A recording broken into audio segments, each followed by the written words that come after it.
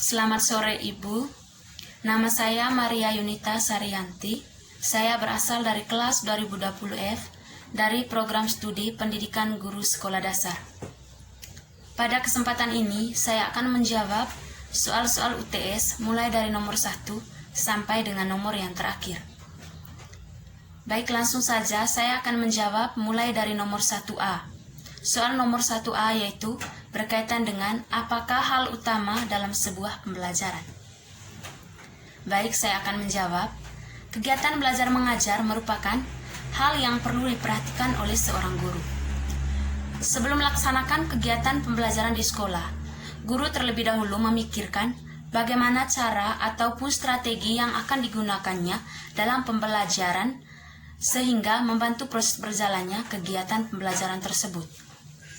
Pada dasarnya, suatu proses belajar mengajar akan berjalan dengan lancar jika memiliki strategi pembelajaran. Dalam hal ini, strategi merupakan hal utama dalam sebuah pembelajaran karena merupakan sebuah pedoman ataupun dasar yang mendasari berjalannya proses belajar mengajar.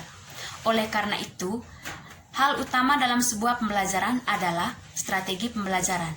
Dengan adanya strategi, cara, ataupun pedoman tersebut, maka proses pembelajaran dengan sendirinya akan berjalan dengan efektif dan efisien. Soal nomor 1B yaitu berkaitan dengan jelaskan konsep dan hakikat pembelajaran berdasarkan yang ada pada gambar. Menurut pendapat saya, berdasarkan gambar dapat disimpulkan bahwa strategi pembelajaran merupakan cara cermat dan teliti yang dilakukan oleh seorang guru untuk mencapai tujuan pembelajaran yang diinginkan.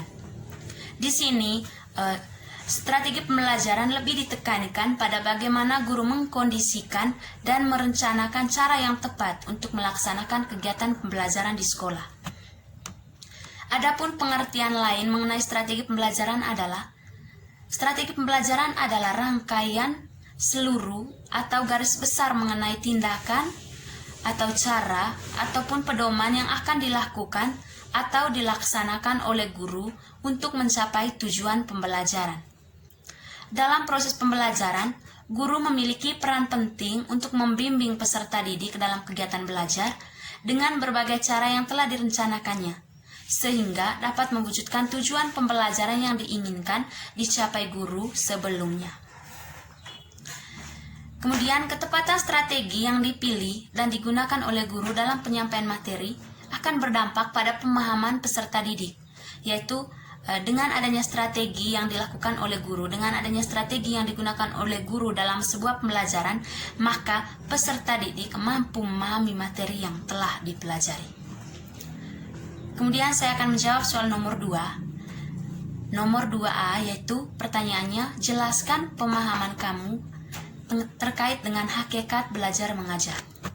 Menurut pemahaman saya bahwa pada hakikatnya belajar mengajar adalah suatu proses yang terpadu dalam suatu aktivitas, yaitu sebagai proses interaksi maupun relasi atau hubungan timbal balik antara guru dan peserta didik pada saat kegiatan pembelajaran berlangsung.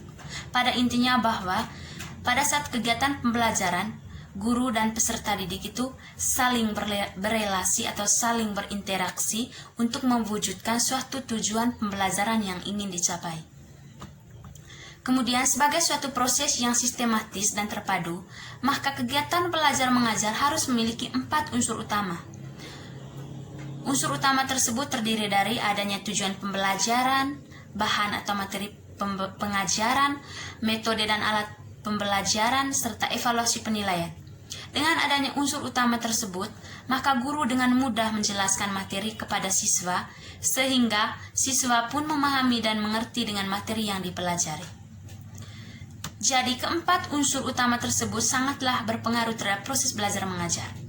Unsur-unsur tersebut memiliki keterkaitan antara satu dengan yang lainnya. Misalnya, jika guru memberikan materi pelajaran di kelas, terlebih dahulu guru harus menyiapkan berbagai hal yang diperlukan dalam kegiatan belajar mengajar tersebut.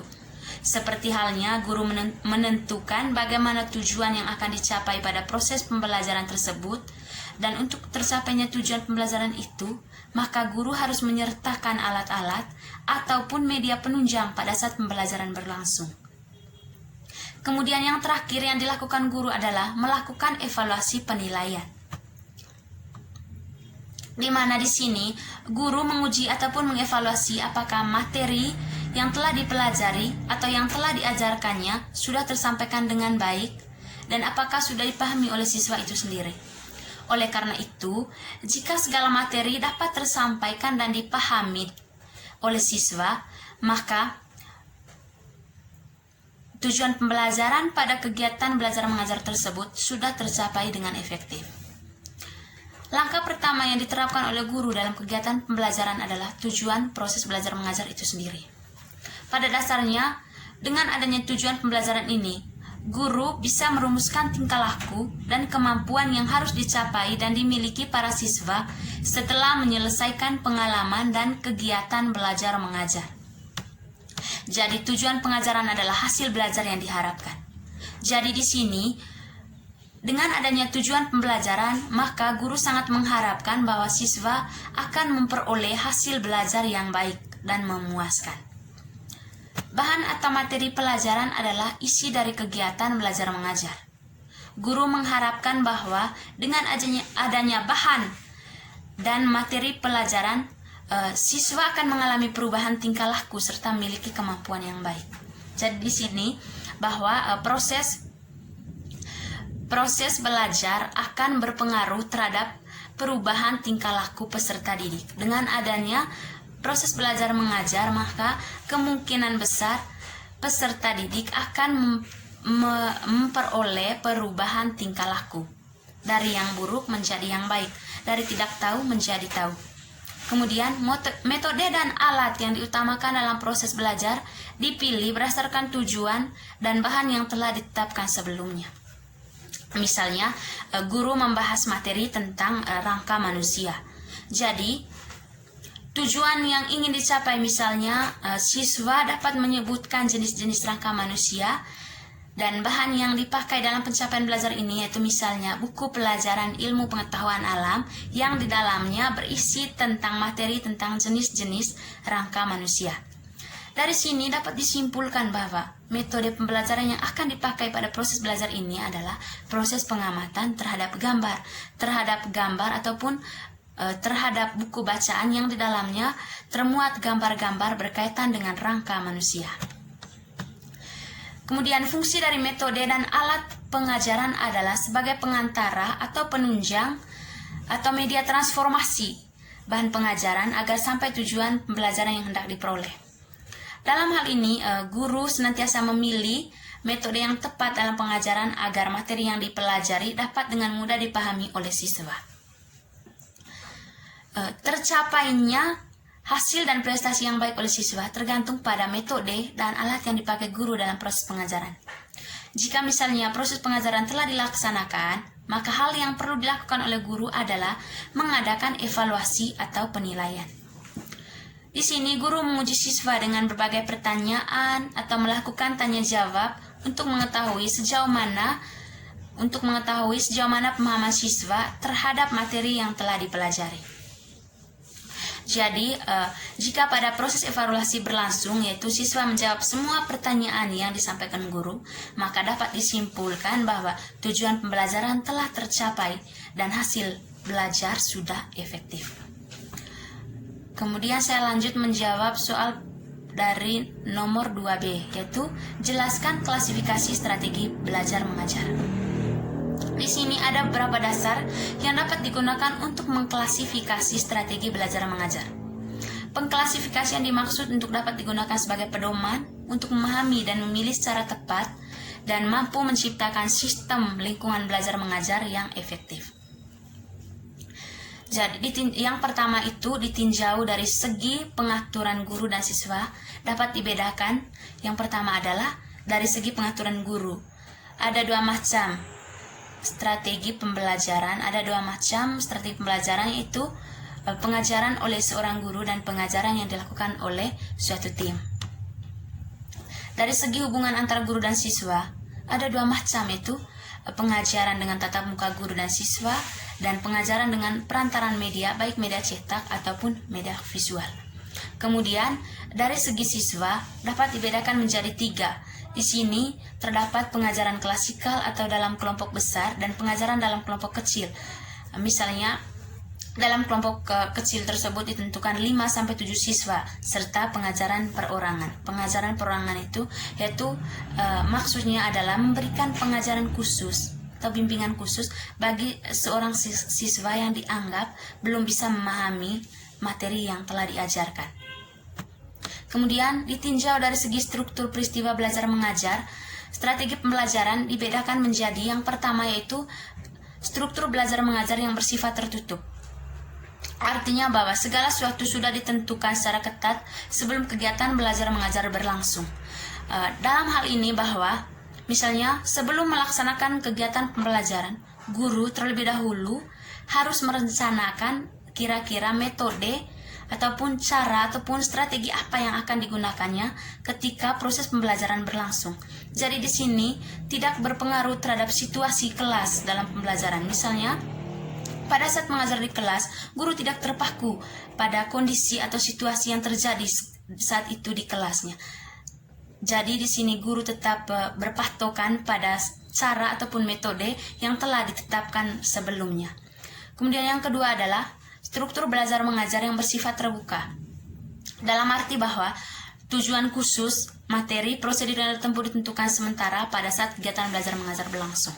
Jadi di sini misalnya sebelumnya guru telah mengkondisikan atau guru telah mempersiapkan bagaimana cara dan juga metode yang akan digunakannya pada saat kegiatan pembelajaran. Tetapi setelah dia melihat kondisi kelas yang tidak memungkinkan, misalnya pada saat itu kondisi kelasnya ada begitu banyak siswa, jadi saat itu pula guru harus merubah dari tujuan yang telah dibuatnya, dia harus merubah menjadi tujuan yang baru sesuai dengan kondisi kelas yang ada, yaitu guru juga harus merubah posisi strategi yang akan digunakannya dalam pembelajaran. Misalnya pada saat itu pula guru harus menentukan secara tetap atau secara spontan kira-kira apa yang akan dilakukannya pada saat proses pembelajaran berlangsung pada hari itu. Kemudian yang berikut adalah ditinjau dari segi peranan guru dan siswa dalam mengolah pesan. Di sini dapat dibedakan menjadi dua, yaitu yang pertama adalah strategi belajar mengajar ekspositorik. Pengajaran yang menyampaikan pesan dalam keadaan telah siap, dalam arti telah diolah secara tuntas oleh guru sebelum disampaikan. Jadi di sini, sebelum melaksanakan kegiatan pelajaran di kelas, guru terlebih dahulu mempersiapkan segala materi, metode yang digunakan, tujuan pembelajaran yang ingin dicapai. Jadi di sini, guru strategi belajar mengajar ekspositorik, yaitu pengajaran yang menyampaikan pesan dalam keadaan telah siap. Berarti guru telah mempersiapkan segalanya untuk melaksanakan kegiatan pembelajaran. Kemudian strategi belajar mengajar heuristik adalah pengajaran yang mengharuskan siswa mengolah pesan. Jadi di sini guru hanya sebagai motivator saja. Siswa sendiri yang mencari solusi, mencari masalah untuk dipecahkannya sendiri. Jadi di sini siswa diharuskan untuk mengolah pesan dari masalah-masalah yang ditemukannya. Kemudian ditinjau dari proses pengolahan pesan dapat dibedakan menjadi dua, yaitu strategi belajar mengajar yang bersifat deduktif dan strategi belajar mengajar yang bersifat induktif. Yang pertama adalah strategi belajar mengajar yang bersifat deduktif. Artinya, peristiwa belajar mengajar yang bertolak dari umum untuk dilihat keberlakuannya atau akibatnya pada khusus. Kemudian yang kedua yaitu strategi belajar mengajar yang bersifat induktif. Artinya, strategi belajar mengajar yang ditandai oleh proses berpikir yang bergerak dari khusus ke umum. Kemudian ditinjau dari segi tujuan belajar. Yang pertama, keterampilan intelektual yang merupakan hasil belajar terpenting dari sistem sekolah. Jadi di sini, dengan adanya proses belajar, maka terjadi perubahan pemikiran dari siswa. Maka kemampuan yang dulunya rendah akan menjadi meningkat, menjadi lebih baik. Jadi keterampilan intelektual yang merupakan hasil belajar terpenting dari sistem sekolah. Kemudian yang kedua, strategi kognitif. Strategi kognitif yaitu mengatur cara belajar dan berpikir seseorang dalam arti seluas-luasnya, termasuk kemampuan memecahkan masalah. Yang ketiga, informasi verbal, yaitu pengetahuan dalam arti informasi dan fakta. Yang keempat, keterampilan motorik, misalnya keterampilan menulis, mengetik, menggambar, menggunakan jangka, dan sebagainya. Jadi, ya, yang terakhir yaitu dalam ditinjau dari segi tujuan belajar bahwa sikap dan nilai yang dapat dilihat dari kecenderungan bertingkah laku terhadap orang, barang, ataupun kejadian. Kemudian klasifikasi strategi belajar menurut Bruce Joyce dan Marshall Weil. Yang pertama adalah kelompok model pengolahan informasi, terdiri atas model pensampaian konsep, model berpikir induktif, model latihan penelitian, model pemandu awal, model memorisasi, model pengembangan intelektual, dan model penelitian ilmiah. Yang kedua adalah kelompok model personal. Pada kelompok model personal ini terdiri atas yang pertama pengajaran tanpa arahan, yang kedua model sinektis, yang ketiga latihan kesadaran, dan yang keempat adalah model pertemuan kelas. Ciri utama dari model personal yaitu berkaitan dengan kesadaran individu. Yang berikut kelompok model interaksi sosial. Yang pertama model investasi kelompok, model bermain peran, model penelitian jurisprudensi, model latihan laboratoris. Jadi orientasi utama model pembelajaran ini yaitu berkaitan dengan semangat kelompok, bagaimana siswa membentuk kelompoknya dengan baik, kebersamaan, kemudian interaksi sosial, dan juga individu sebagai aktor. Jadi di sini dalam interaksi sosial ini bagaimana siswa berinteraksi antara teman kelompoknya untuk mencapai tujuan pembelajaran.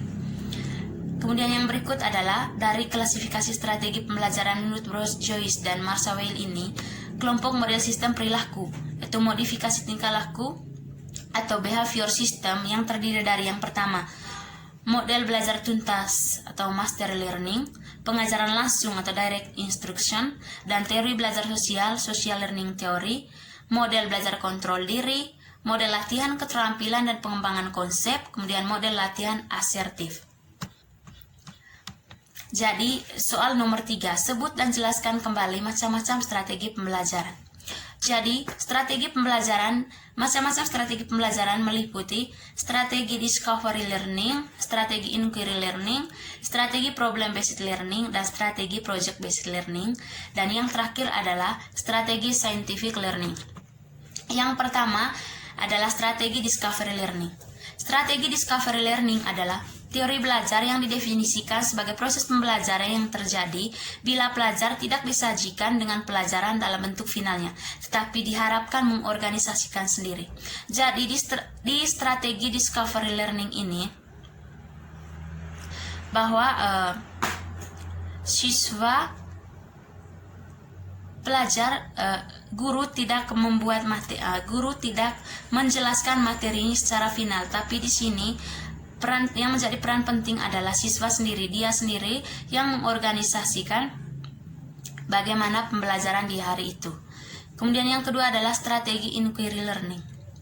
Didefinisikan oleh Piaget bahwa sebagai pembelajaran yang mempersiapkan situasi bagi anak untuk melakukan eksperimen sendiri. Dalam arti luas, ingin melihat apa yang terjadi, ingin melakukan sesuatu, ingin menggunakan simbol-simbol dan mencari jawaban atas pertanyaan sendiri, menghubungkan penemuan yang satu dengan penemuan yang lain, kemudian membandingkan apa yang ditemukan dengan yang ditemukan orang lain.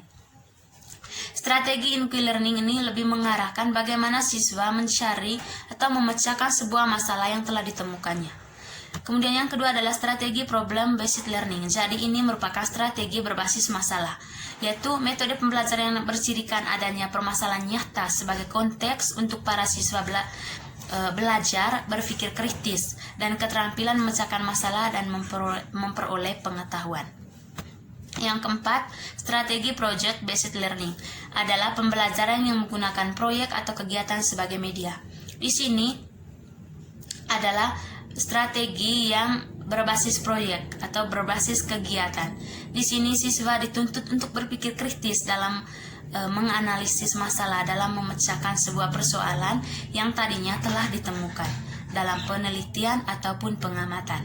Kemudian yang berikut adalah strategi scientific learning.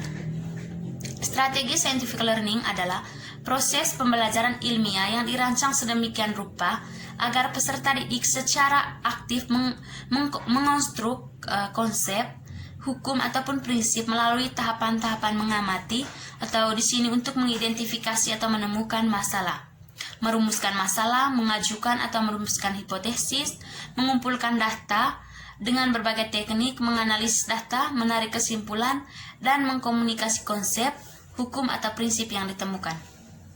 Kemudian soal nomor 4 yaitu jelaskan perbedaan ketiga pendekatan. Jadi ada 3 pendekatan dalam strategi pembelajaran, yaitu yang pertama inquiry discovery approach, expository approach, dan yang terakhir adalah mastery learning approach. Jadi yang pertama yaitu pendekatan inquiry discovery approach. Pendekatan inquiry discovery approach ini adalah pendekatan yang pada proses belajar mengajar bahwa guru hanya sebagai pemandu pembelajaran, dalam arti bahwa di sini guru memberikan pelajaran tidak dalam bentuk finalnya, akan tetapi yang menjadi peran utama dalam pendekatan ini adalah peserta didik sendiri, di mana peserta didik diberi kesempatan untuk mencari dan menemukan sendiri persoalan yang akan dipecahkan. Jadi dalam pendekatan inquiry discovery approach, bahwa peserta didik memiliki peran utama untuk menemukan dan mencari masalah serta memecahkannya sendiri. Kemudian yang kedua yaitu pendekatan expository approach. Pendekatan expository approach ini adalah pendekatan pembelajaran yang pada prosesnya menekankan pada informasi yang disampaikan guru kepada siswa. Artinya yang berperan utama dalam pendekatan ini adalah guru sendiri. Dia yang menyampaikan materi sampai tuntas. Jadi di sini adalah biasanya pada pendekatan expository approach ini, metode yang digunakan oleh seorang guru adalah metode ceramah, di mana di sini guru menjelaskan materi secara lisan dan dia menjelaskan materi sampai tuntas. Di sini adalah guru sebagai pemberi informasi utama atau guru yang menjelaskan semua materi yang berkaitan dengan pembelajaran di hari itu. Kemudian yang ketiga yaitu pendekatan mastery learning approach. Jadi pendekatan mastery learning approach ini adalah pendekatan belajar mengajar dengan menitik beratkan pada penguasaan materi atau bahan secara tuntas pada diri siswa. Jadi yang berperan dalam pendekatan ini yaitu siswa. Pada perannya, siswa harus menguasai 90% materi secara tuntas. Jadi 90%-nya siswa cari sendiri materi dan 10%-nya itu baru dijelaskan oleh guru. Kemudian soal yang terakhir yaitu soal nomor 5 berkaitan dengan sebut dan jelaskan jenis metode pembelajaran. Jadi di sini ada beberapa jenis metode pembelajaran. Yang pertama yaitu metode ceramah, yang kedua metode diskusi, yang ketiga metode demonstrasi, yang keempat metode ceramah plus, yang kelima metode resitasi, yang keenam metode eksperimentasi, kemudian yang ketujuh metode karya wisata, dan yang kedelapan adalah metode latihan, yang kesembilan metode perancangan, yang kesepuluh metode debat, dan yang ke-11 adalah metode mind mapping. Yang pertama kita lihat berkaitan dengan metode ceramah. Metode ceramah adalah suatu bentuk penyajian bahan pengajaran melalui penerangan dan penuturan lisan oleh guru kepada siswa tentang satu topik materi. Jadi yang berperan metode ceramah ini adalah sepenuhnya dilakukan oleh guru yang menjelaskan materi dari awal hingga akhir. Kemudian yang kedua adalah metode diskusi. Pada metode diskusi menyajikan pelajaran di mana siswa dihadapkan kepada suatu masalah untuk dipecahkan bersama dalam bentuk kelompok. Jadi di sini guru mengorganisasikan siswa dalam bentuk kelompok supaya mereka memecahkan masalah yang akan diselesaikan. Kemudian di sini juga guru mengarahkan siswa untuk bekerja sama dalam kelompoknya masing-masing. Yang ketiga yaitu metode demonstrasi. Metode demonstrasi adalah metode penyajian pelajaran dengan memperagakan dan mempertunjukkan kepada siswa tentang suatu proses, situasi atau benda tertentu, baik sebenarnya atau hanya sekedar tiruan. Jadi sebagai metode penyajian, demonstrasi ini tidak terlepas dari penjelasan secara lisan oleh guru. Jadi di sini guru memperagakan suatu teori di depan kelas, misalnya teori tentang rangka manusia. Jadi di sini media yang digunakan oleh guru adalah kurso, yaitu rangka gambar rangka pada manusia. Dia mempertunjukkan atau memperagakan kursor di depan kelas untuk menunjukkan seperti apa jenis-jenis rangka yang ada pada kursor tersebut. Kemudian yang keempat adalah metode ceramah plus. Jadi metode ceramah plus adalah kombinasi antara metode ceramah dengan metode-metode yang lain. Misalnya, selain ceramah, proses pembelajaran juga harus dikombinasi dengan metode diskusi, metode demonstrasi, dan metode-metode lain. Dalam metode ceramah ini, dalam pelaksanaannya selalu menggunakan metode ceramah, kemudian diselingi atau ditambah atau digabungkan dengan metode yang lain sehingga proses pembelajaran berlangsung efektif dan efisien. Kemudian yang kelima yaitu metode resitasi. Metode resitasi adalah suatu penyajian dalam pembelajaran di mana guru memberikan tugas tertentu agar siswa melakukan kegiatan belajar dan memberikan laporan sebagai hasil tugas yang dikerjakannya. Jadi metode resitasi itu sama halnya dengan metode penugasan. Di sini lebih menitik beratkan pada pemberian tugas kepada peserta didik. Kemudian yang keenam adalah metode eksperimen. Metode eksperimen adalah suatu cara mengajar di mana siswa melakukan suatu percobaan tentang suatu hal, mengamati prosesnya serta menuliskan hasil percobaannya. Kemudian hasil pengamatan itu disampaikan ke kelas dan dievaluasi oleh guru sendiri. Yang berikut adalah metode karya wisata.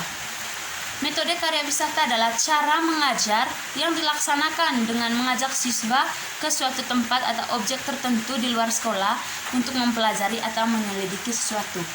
Jadi di sini lebih pada pengamatan di luar sekolah, misalnya pergi piknik di Ranamisce. Jadi di sini yang membimbing siswa adalah guru-guru yang menentukan kemampuan setiap siswa dalam proses pengamatan yang dilakukan selama perjalanan berlangsung. Yang berikut adalah metode latihan. Metode latihan adalah suatu cara mengajar yang baik untuk menanamkan kebiasaan-kebiasaan tertentu. Selain itu, sebagai sarana untuk memperoleh suatu ketangkasan, ketepatan, serta kesempatan dan keterampilan. Yang berikut adalah metode perancangan. Metode perancangan. Jadi metode perancangan ini adalah suatu cara atau tahapan yang dilakukan dalam sebuah proses perancangan, yaitu metode ini dibutuhkan untuk memudahkan perancangan dalam mengembangkan ide rancangan. Kemudian yang ke-10 adalah metode debat. Metode debat adalah salah satu metode pembelajaran yang sangat penting untuk meningkatkan kemampuan berbicara, baik bahasa Indonesia maupun bahasa-bahasa lainnya.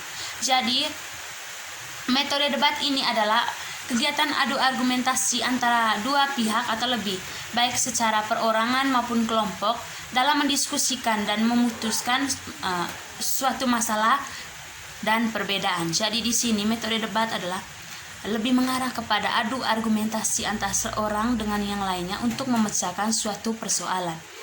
Kemudian yang terakhir adalah metode mind mapping. Metode mind mapping adalah suatu cara mencatat materi pelajaran yang memudahkan siswa belajar.